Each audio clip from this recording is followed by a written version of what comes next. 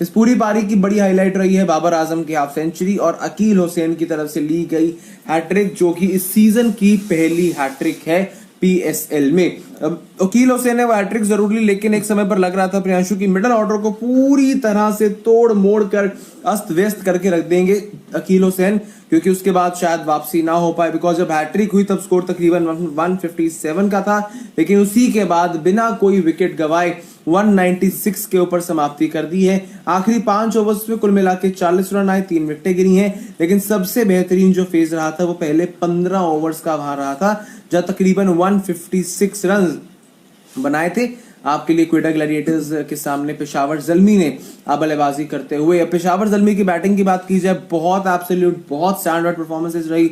Sam Ayub ने थोड़ी सी start में अटैकिंग शुरुआत देने की कोशिश की, लेकिन उस पारी को सैम अयूब बड़ा नहीं लेकर जा पाए, सिर्फ 30 रन बनाए। कप्तान Babar Azam 53 run with the bat उन्होंने बनाए।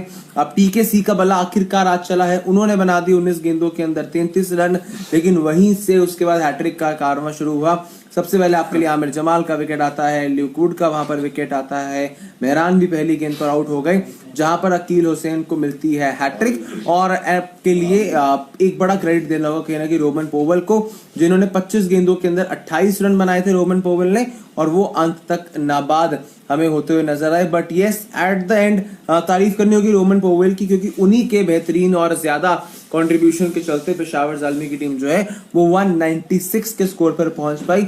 हालांकि साथ में एक अच्छा साथ दिया नवीन उलक ने अपने उस छक्के के साथ। लेकिन अगर बॉलिंग में बात करें, मोहम्मद आमिर काफी एक्साइटेड थे प्रियांशु इस लड़ाई के लिए कि मोहम्मद आमिर वर्सेस बाबर आजम वहां क्या होगा। 4 ओवर 35 रन पड़ गई जी, बहुत शानदार छक्का लगाया था उनको सैम अयूब ने। आज के दिन का शायद सबसे one of the best shot उसे मैं करार दूंगा। उसके बाद बाकी आपके 3 गेंदबाजों को एक एक विकेट मिला। सोहेल खान की बात करें, हसनैन की बात करें, और साथ ही में अबरार अहमद की बात करें। लेकिन Akeal Hosein the star player of the day व्हील से, क्योंकि 4 ओवर महज 23 रन देते हैं और 4 विकेटें अकील हुसैन को मिलती हैं। अगर प्रयासों में यहाँ से फॉलो विकेट्स के ऊपर नजर डालें, ये कहानी एक अलग ही आपके लिए बयां करते हैं। बिकॉज सैम अयूब ने 46 के स्कोर पर अपना विकेट जरूर खोया, वहां अच्छी शुरुआत मिल जाती है आपको।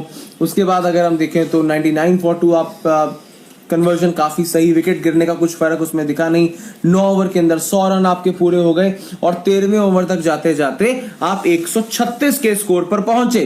13वां ओवर 136 पर आप खड़े हैं और आपका 20वां ओवर जब खत्म हुआ है आपने बनाया है 196, means you just manage to score 60 runs in last 7 overs. अब मेरे पास वो शख्स ले आओ, अब मुझे वो लोग दिखा दो जो लोग कहते हैं कि भाई बाबर आजम काफी धीमी बल्लेबाजी करता है। आज जब बाबर आजम ने ही बैटिंग की, फॉलो विकेट्स पर रॉबिन एक सेकंड, आज जब बाबर आजम ने बैटिंग की, आप कन्वर्जन रेट देखिए भाई साहब। एक तरफ से सैम अयूब का विकेट गिरा, एक तरफ से वहां पर फिर आपके मोहम्मद हारिस का विकेट गिरा, फिर हसीबुल्ला आते ही चले गए, फिर उसके बाद बाबर आजम जब खुद आउट हुए, मतलब पहले से लेकर 13वें ओवर तक विकेटें गिरती रही, लेकिन स्कोरिंग रेट आपकी कभी नहीं रुकी।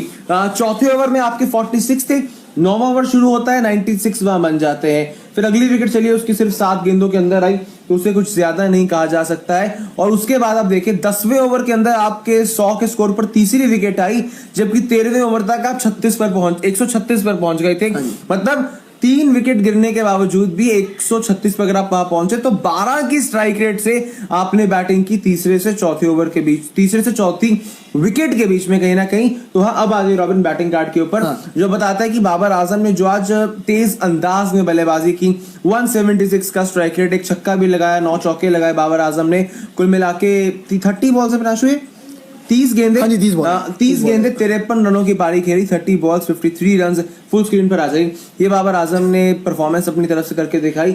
ये एक बात जरूर है कि आज जिस कन्वर्जन रेट से बाबर आजम ने बैटिंग की, जो एक अटैकिंगनेस हमें बाबर आजम की बल्लेबाजी में कहीं ना कहीं नजर आई, और जो एक आप कह सकते हैं कि माइंड को कंट्रोल करके पारी को अपने खुद के एंगल पर कंट्रोल करना, खुद के एंड से कंट्रोल करना, जो बाबर आजम ने खेल के दिखाया, शायद उसी की बदौलत आज जो है पेशावर ज़ल्मी एक इंपॉर्टेंट मैच के अंदर, पॉइंट टेबल दिखा दो रॉबिन, एक इंपॉर्टेंट मैच के अंदर 197 का टारगेट सेट कर पाया है। बिकॉज पहले 12 ओवर में आपने 136 रन बना दिए, पहले 13 ओवर में आपने 136 बना दिए, आखिरी 7 ओवर्स में आपके मिडिल ऑर्डर और आपके फिनिशर्स से कुल मिलाकर सिर्फ और सिर्फ 60 रन बने। क्योंकि अगर सपोज कीजिए बाबर ऊपर से स्लो खेलते रहते, जो कहीं ना कहीं उनका पहले नेचुरल गेम हम देखते थे, लेकिन आज जो बाबर ने एक नए इंटेंट से खेल के दिखाया है, एक तेज 50 लगाना, दूसरे एंड से विकेटें गिर रही हैं, लेकिन फिर भी बाबर आजम की स्कोरिंग रेट नीचे नहीं जा रही है।